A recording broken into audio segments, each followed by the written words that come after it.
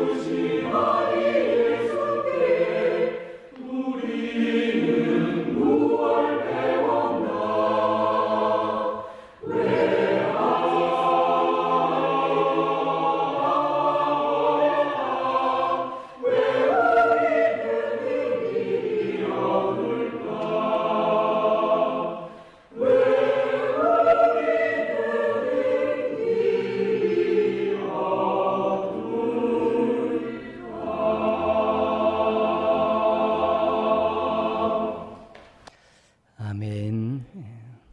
이게 남성 중창이 부르면 더 은혜롭습니다. 제가 고등학교 때 남성 중창으로 불렀던 곡이니까 굉장히 오래된 곡입니다. 비가 오면 창문을 이렇게 볼 때 그 창문에 빗줄기가 이렇게 내려가죠. 그곳을 고통당하는 사람들의 눈물로 본 것입니다.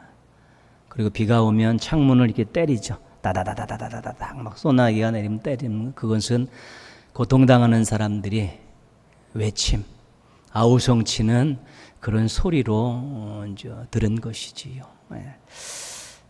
왜 그것을 보지 못하냐는 것입니다. 이 시대가 지금 사람들이 눈물을 흘리고 아우성치는 외침들이 여전히 존재하고 있는데, 그래서 힘든 사람들이 많고 또 그런 사람들 때문에 나름대로 또 유익을 얻는 사람들도 많이 있는 이 세상에서 우리를 위해서 죽으신 아기 예수께 도대체 무엇을 배웠기에 그런 세상이 생기도록 놔두고 또 그렇게 고통당하는 사람들을 외면하고 또 그런 사람들을 만들어내냐는 그런 가사입니다. 시대의 아픔을 고발하고 교회와 성도들의 무지함에 각성을 촉구하는 그런 내용입니다. 우리 신앙인들에게도 중요한 질문을 던지고 있습니다. 우리 위하여 죽으신 아기 예수께 우리는 무엇을 배웠나? 여기서 아기 예수는 인간의 몸을 입고 이 땅에 태어나신 그 예수님 말하는 것이고요. 우리를 위해서 죽으신 예수님은 십자가에서 모진 고난을 다 당하시고 살이 찢기시고 피를 다 쏟으시며 죽으신 예수님을 말씀하시는 것입니다. 성육신과 십자가입니다. 하늘 보좌를 버리시고 이 땅에 인간의 몸을 입고 오신 예수님, 십자가에서 생명을 버리신 예수님, 그 예수님을 믿는다 하는데 도대체 그 예수님께 무엇을 배웠냐는 것입니다. 하늘 보좌를 버리시고 십자가에서 생명을 버리신 분은 하나님과 세상을 화목하게 하기 위해서, 또 이 땅에 참된 평화를 주시기 위해서 평화의 왕으로 오셨다는 것이지. 근데 이 땅에 평화가 깨어지고 있다는 것입니다. 고통당하고 힘들어하는 사람들에게 억압을 풀어주고 그들에게 웃으며 살 수 있도록 예수님께서 이 땅에 오셨는데 그런 사람들은 사라지지 않고 더 많아지고 있다는 것입니다. 정말 예수님께서 이 땅에 아기 예수로 또 십자가에서 달려 들어가신 그런 처참한 모습으로 모든 것들을 버리신 거기서 우리는 사랑을 알고 섬김을 배웠다는 것입니다. 다른 사람을 위해서 아낌없이 줄 수 있는 희생의 마음, 또 섬김의 모습, 또 사랑의 아름다운 모습들을 보았는데 그거 배웠으면 이 땅에 평화를 이루기 위해서 노력해야 되고 이 땅의 사람들 눈물을 닦아주고 아우성치지 않게 해줘야 되고 그들을 보듬고 함고 그들과 더불어서 웃음꽃 피는 세상을 만들어 가야 되는데 이 시대를 바라보며 아픈 사람들을 바라보면서 외면하지 말자는 것입니다. 우리 위해 죽으신 아기 예수께서 우리가 그분을 통해서 사랑을 배웠고 섬김을 배웠고 희생을 배웠는데 또 그런 모습들로 살아가게 될 때 이 세상이 정말 아름다운 세상, 또 살만한 세상이 되어질 수 있다는 것입니다. 이 땅에 우리를 위해서 아기 예수로 오신 그 예수님 꼭 기억하시며 우리를 위해 십자가에 달려 돌아가신 예수님 기억하시면서 사랑과 섬김과 희생이라는 이 귀한 것들을 잘 터득하시고 간직하셔서 여러분이 가는 곳마다 사람들이 웃고 유익을 얻는 아름다운 일들이 많이 일어나기를 주님의 이름으로 축원합니다. 잔치는 기쁜 일이나 축하할 일이 있을 때 사람들이 모여서 음식을 차려놓고 즐기는 일입니다. 잔치에는 음식이 빠질 수 없죠. 그리고 노래도 빠질 수가 없습니다. 서로 함께 즐기면서 기쁨을 나누고 축하하는 일이기 때문에 먹고 마시고 노래 부르면서 그렇게 즐거운 시간들을 보내는 것입니다. 성경의 중요한 주제 가운데 한 가지는 잔치입니다. 잔치. 예언서나 요한계시록에 보면 하나님이 베푸시는 잔치가 초청하는 잔치가 있는데 어떤 잔치냐면 대적자들이 완전히 패배하는 잔치입니다. 하나님을 대적하고 교회를 대적하고 성도를 대적하고 택한 백성들을 못살게 굴었던 그런 모든 사탄과 그 모든 휘하의 대적자들의 그들의 살과 피를 가지고 치러지는 잔치입니다. 승리의 잔치입니다. 하나님을 믿고 의지하는 사람이 마지막에 최후의 잔치에 참여해서 노래를 부르고 함께 기뻐할 그런 잔치가 예비되어 있다는 것입니다. 최후 승리입니다. 최후 승리. 그 잔치의 성격의 한 가지는 승리를 축하하는 그런 잔치 성격이 있습니다. 요한계시록 19장에는 어린 양의 혼인 잔치가 있습니다. 그때는 정말 구원받은 믿음의 정죄를 지킨 우리 성도들이 빛나고 하얀 세마포 옷을 입고 하나님을 찬양하는 그런 잔치입니다. 정말 택한 백성들의 최고의 기쁨과 즐거움과 찬양을 올리는 그런 잔치도 성경에서는 우리들에게 소망으로 약속해 주고 있는 것입니다. 복음서에서 예수님의 행적을 보면 잔치와 굉장히 연관이 되어 있습니다. 예수님 하신 말씀들, 비유들 가운데는 잔치와 연관된 것들이 굉장히 많습니다. 그리고 실은 예수님은 잔치를 베푸시는 주인의 모습이셨습니다. 큰 잔치를 베풀지는 않으셨습니다. 그러나 식탁을 베풀고 사람들과 함께 즐거움을 나누는 작은 잔치들은 많이 베푸셨습니다. 오죽했으면 유대 지도자들이 예수님을 이렇게 평가합니다. 먹기를 탐하고 포도주를 즐기는 사람이요 세리와 죄인들의 친구로다. 이것이 유대인들이 예수님을 평가한 내용입니다. 세례 요한은 와서 금식하면서 그렇게 경건을 유지하고 있는데 너희들의 선생은 먹기를 탐하고 포도주를 즐기는 사람들이고 세리와 죄인들의 친구로다. 무슨 말씀입니까? 사람들이 꺼려하는 사람들을 찾아가서 그들을 불러 모아서 식탁을 베풀고 그들과 함께 먹고 마시고 즐기고 대화하고 나누는 이런 일들을 자주 하셨다는 것입니다. 그것들이 유대인들의 눈으로 볼 때 세례 요한과는 정반대이죠. 금욕적인 생활을 했는데 예수님은 아주 탐식이 있는 사람처럼 쾌락을 즐기는 자처럼 그렇게 그들이 평가하고 있었다는 것입니다. 예수님께서 가나 혼인잔치에 어머니와 함께 이렇게 참석을 하셨습니다. 근데 포도주가 떨어졌지요. 포도주가 떨어지면 주인은 창피를 당하고 흥이 깨지는 것입니다. 이 포도주 굉장히 중요한 음료죠. 포도주가 없으면 잔치의 흥이 깨집니다. 예수님께서 물로 포도주를 만들어서 다시 잔치가 열리도록 하셨습니다. 이것이 예수님께서 첫 번째 공생의 첫 번째 행하셨던 기적입니다. 이 기적의 의미의 첫 번째는 뭐냐면 예수님의 하나님의 아들 되심을 보여주는 것입니다. 두 번째는 뭐냐면 잔치의 흥을 살리신 것입니다. 이 귀한 혼인잔치 흥이 깨지는 것을 볼 수가 없어서 다시 잔치의 흥을 돋구신 기적의 의미도 있는 것입니다. 하나님께서 죄로 인해 죽을 수밖에 없는 우리를 초청하셨습니다. 무슨 구원의 잔치 초청하셨고 나중에 하나님의 어린 양의 혼인잔치에 갈 수 있는 자격을 우리들에게 부여해 주신 것입니다. 그런데 감사한 것은 이 하나님의 잔치에 우리가 참여할 수 있는 자격이 없습니다. 그럼에도 불구하고 은혜로 우리들을 초청하셔서 이 잔치에 참여하게 해주신 것이죠. 이 죄에서 해방됐고 또 사망에서 승리하고 새로운 하나님의 백성으로 하나님의 자녀로 새로운 삶을 시작했기 때문에 이 잔치는 흥겨운 잔치일 수밖에 없습니다.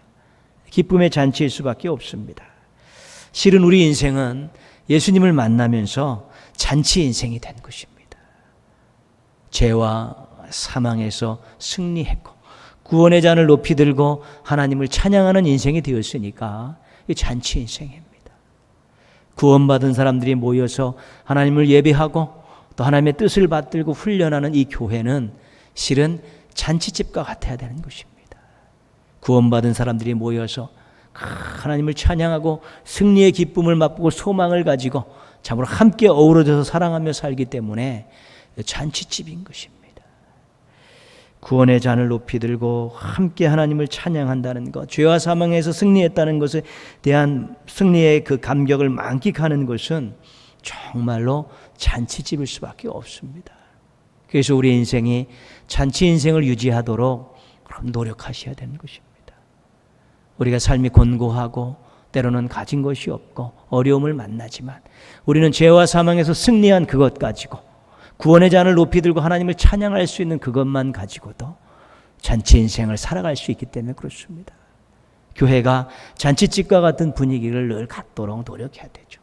구원받은 사람이 모여서 예배하면서 함께 하나님을 찬양하고 죄와 사망에 승리했기 때문에 담대함을 갖는 그런 모습을 가지고 우리가 교회가 잔치집 같은 아름다운 모습들을 얼마든지 유지할 수 있기 때문에 그렇습니다. 하나님의 사랑과 예수님의 희생만으로도 충분히 잔치 인생, 잔치집 같은 교회를 유지할 수 있는 것입니다. 잔치 인생 잘 지켜가시기를 바랍니다. 잔치집 같은 교회 잘 만들어 가시기를 주님의 이름으로 부탁드리겠습니다. 오늘 말씀 함께 읽었는데요. 오병이어의 기적사건입니다. 예수님께서 물고기 2마리와 보리떡 5개로 남자만 5,000명, 여자와 아이들을 따지지 않았으니까 더 많은 그런 수의 사람들을 먹이시고 12바구니를 남기신 사건입니다. 예수님께서 잔치를 벌이셨습니다. 떡잔치입니다. 이 잔치는 배고픈 군중들을 위해 베푼 잔치입니다. 오늘 말씀 16절 보시면요, 예수께서 떡 5개와 물고기 2마리를 가지사 하늘을 우러러 축사하시고 제자들에게 주어 무리에게 나누어 주게 하시니 벳세다 들판에 야훼 잔치의 주인이 되셨습니다. 벳세다 그 들판에다가 잔치상을 버려놓고 그 떡에다가 예수님께서 물고기 축사하시고 그것을 나누어 주신 것이지요. 제자들이 신나게 군중들에게 나누어 주었습니다. 모두 배불리 먹었죠. 17절 말씀 보시면요, 먹고 다 배불렀더라. 그 남은 조각을 12바구니에 거두니라. 모두 배불리 먹었을 뿐만 아니라 남았습니다. 12바구니가. 남았다는 것은 먹지 못한 사람이 하나도 없었다는 것입니다. 배부르지 않았던 사람이 하나도 없었다는 것입니다. 누구도 예외 없이 예수님의 떡잔치에서 만족을 누릴 수 있었다는 것입니다. 누가복음 24장에 보면 엠마오로 가는 두 제자 이야기가 나옵니다. 그렇게 따랐던 예수님이 십자가에 달려 돌아가셨습니다. 부활하셨다는 소문은 들려오는데 믿지 못하고 낙향하는 제자들입니다. 부활하신 예수님께서 이들을 따라 붙습니다. 함께 동행하시면서 이런저런 이야기를 하시죠. 그들이 예루살렘에 있었던 예수님의 죽음과 부활 소문에 대해서 막 이야기를 합니다. 예수님께서 그 소리를 다 들으시고 그 성경을 하나하나 가르쳐 주시면서 메시아에 대한, 하나님의 아들에 대한 내용들을 그들에게 다 일러주셨습니다. 날이 저물었는데 그 사람들이 같이 자자는 것입니다. 숙소에 같이 들자는 것이죠. 예수님께서 그들이 강권하기 때문에 그 2명의 제자들과 함께 숙소에 들어가셨습니다. 여관 같은 것이겠죠. 그 누가복음 24장 30절에 보면 이렇게 되어 있습니다. 그들과 함께 음식 잡수실 때에 떡을 가지사 축사하시고 떼어 그들에게 주시니, 예수님께서 여관 잔치 식탁에 잔치의 주인이 되셨습니다. 그 먹으라고 나온 떡을 축사하시고 그들에게 쭉 나누어 주신 것이지요. 여관 식탁 잔치의 주인이 되셔서 축사하시고 그 2명의 제자에게 떡을 나누시는 것입니다. 2 제자가 떡을 축사하시고 떼어주신 분이 부활하신 예수님이라는 것을 알게 됩니다. 그래서 다시 예루살렘에 돌아가 제자들에게 부활하신 예수님을 만났다고 증언을 하지요. 예수님께서 잔치에서 주신 떡을 먹고 이 제자들은 부활하신 예수님을 알고 믿게 된 것입니다. 누가복음 22장에 마지막 만찬이 소개되어 있습니다. 6월절 식사를 우리 마가의 다락방에서 했던 것이죠. 누가복음 22장 19절 말씀 보시면요, 또 떡을 가져 감사기도 하시고 떼어 그들에게 주시며 이르시되 이것은 너희를 위하여 주는 내 몸이라. 너희가 이를 위하여 나를 기념하라 하시고, 예수님께서 다락방 잔치 식탁의 주인이 되셨습니다. 감사기도 하시고 제자들에게 또 떡을 나누어 주시죠. 그러면서 그 떡을 당신의 몸이라고 그렇게 말씀하십니다. 이해하기 어려운 말씀하시죠. 그리고 그 떡을 먹는 일을 행하면서 예수님을 기념하라는 것이죠. 십자가에서 살이 찢기시며 죽으신 그 대속의 일들을 기억하면서 감사하고 그 일을 기억하면서 전하라는 것입니다. 이 다락방 잔치 식탁에서 떡을 받은 제자들은 그 생명의 그 떡을 먹고 이제 그 생명의 떡을 나누어 주는 사명자로 바뀌게 되는 것입니다. 떡잔치를 베푸신 예수님에게 우리는 무엇을 배울 수 있습니까? 이 떡은 1차적으로 음식입니다.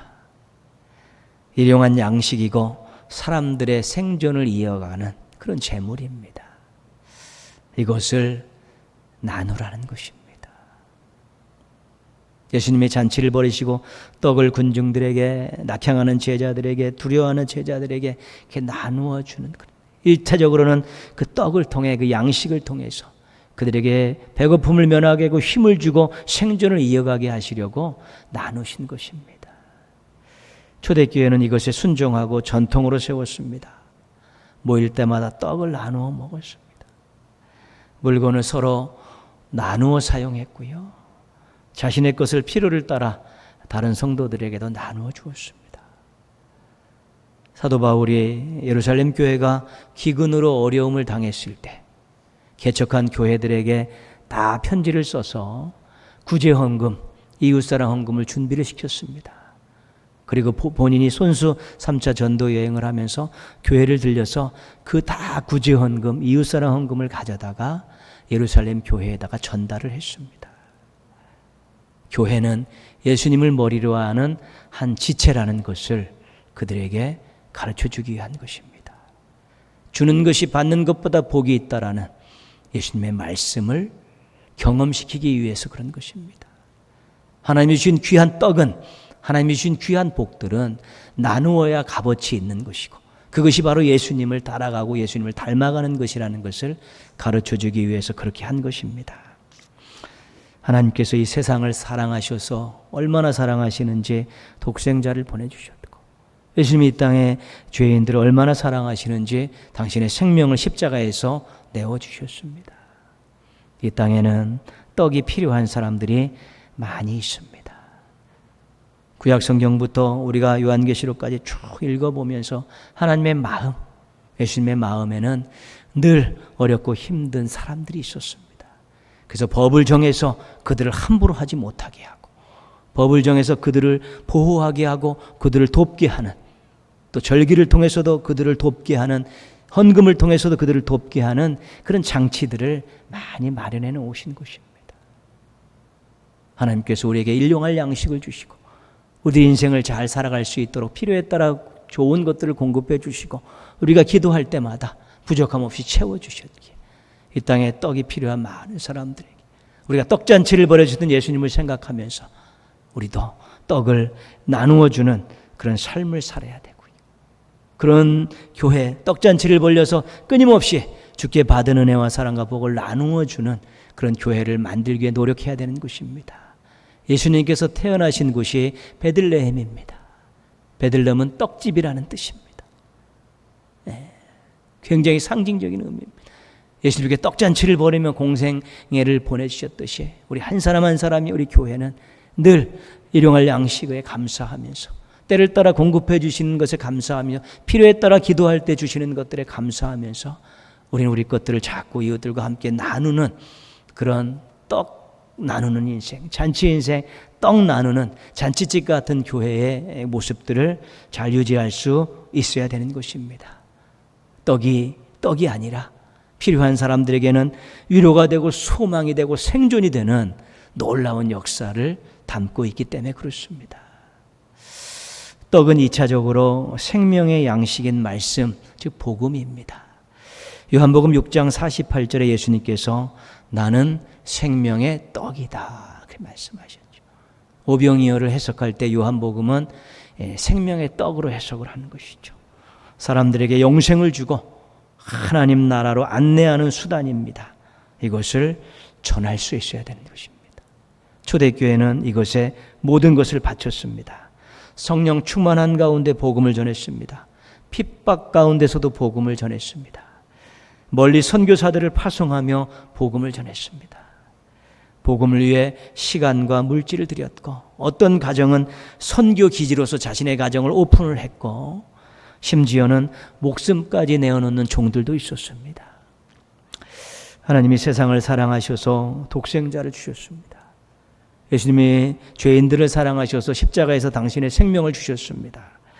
세상에는 생명의 떡이 필요한 사람들이 너무 많이 있습니다. 하나님의 말씀, 예수님의 명령에 순종해서 교회와 성도들은 떡잔치를 벌여야 되는 것입니다. 생명의 떡으로 사람들에게 소망 있는 삶을 안내하고 하나님 나라의 영생의 삶을 소개해 줄 수 있는 일들에 부지런을 떨 수 있어야 되는 것입니다. 코로나19로 인해 교회가 엄청나게 위축받고 있습니다. 교회발 2차 코로나19 유행으로 교회가 지탄의 대상이 되고 있습니다. 교회가 이렇게 어려울 때는 두 가지밖에 없습니다. 말씀으로 돌아가는 것입니다. 그리고 십자가 밑에 무릎을 꿇는 것입니다. 그것밖에 없습니다. 잘못한 것은 잘못한 것입니다. 하나님 영광을 가려서 잘못했고 사랑하라는 이웃들에게 피해를 줘서 잘못했기 때문에 다시 우리는 말씀으로 돌아가서 하나님의 마음과 하나님의 뜻을 헤아려야 되는 것이고 십자가 밑으로 돌아가서 우리의 잘못을 회개하고 다시 한번 새로운 삶을 살 것을 결단할 수 있어야 되는 것입니다. 하나님의 뜻, 예수님의 마음 가운데 한 가지가 떡잔치입니다. 우리가 받은 은혜와 사랑과 복을 실질적으로 사람들에게 필요한 것을 나누는 것이고요. 정말 그들의 인생을 행복하게 하는 이 복음을 전하는 일들에 또 힘을 쏟을 수 있어야 되는 것입니다. 하나님의 영광을 위해서, 예수님의 주인 되심을 위해서 마음껏 떡잔치를 벌이면서 사랑을 나누고 복음을 전하는 이런 일들에 전념할 수 있어야 되는 것입니다. 교회가 거대해지고 커지고 목소리가 커지면 항상 타락하게 되어 있습니다. 중세교회 타락했습니다. 왕들을 완전히 틀어잡고 휘저었기 때문에 그렇습니다. 세상의 모든 기득권을 다 휘어잡았기 때문에 결국은 그런 것들이 타락의 길로 들어서는 것입니다. 예수님께서 섬기셨는데요. 예수님께서 겸손한 마음을 품으셨는데 당신을 희생하시면서 세상과 죄인을 사랑하시고 그들을 살리셨는데 그 뒤를 쫓아가는 교회와 성도들이 한껏 높아지고 모든 것을 다 틀어지고 기득권을 유지하고 강자의 모습으로 세상을 섬길 수 없습니다. 거기에는 절대로 능력의 역사가 나타날 수 없습니다. 우리는 겸손하게 떡잔치 하는 것입니다. 하나님 잔치에 초대해 주심에 감사하며 감격하면서 우리에게 주신 복과 은혜의 사랑을 마음껏 나누면서 이웃과 더불어 살려고 부단히 노력하고 밝은 세상, 따뜻한 세상을 만들기 노력하고 또한 죽어가는 생명들에게 또 생명의 떡을 나누면서 그들로 하여금 하나님 자녀로 하나님 나라의 백성으로 살 수 있는 새로운 길을 열려지는 데 전력하게 되면 당연히 또 교회의 유상은 다시 쓰고 하나님의 영광이 드러나고 많은 사람들이 생명의 떡으로 소망을 갖고 살게 되고 또한 일차적인 음식인 떡을 가지고 받은 걸 통해서 하나님의 사랑을 경험하며 살 수 있게 되는 것입니다. 떡잔치를 하는 성도는 절대로 이웃을 무시하지 않습니다. 떡잔치를 하는 교회는 절대로 이웃에게 해를 끼치는 일을 하지 않습니다. 떡잔치를 하는 성도와 교회는 오히려 주변에 있는 사람들을 유익하게 하고 그들과 더불어서 아름다운 세상을 만들기 위해서 자신을 낮추고 수고하고 희생하는 아름다운 모습들을 계속 보이게 되는 것입니다. 우리들은 하나님 잔치에 초대받았고 하나님 그 잔치에서 승리의 기쁨을 맛보면서 구원의 잔을 들고 하나님을 찬양하는 행복한 인생들이 되었습니다. 이제는 잔치를 베풀며 사람들을 행복하게 했던 그 예수님을 기억하면서 그 예수님께서 무엇을 원하시는가를 다시 한번 생각하면서 세상과 이웃을 향한 떡잔치를 베푸는 우리 교회와 성도들 되시기를 주님의 이름으로 축원합니다. 기도하겠습니다.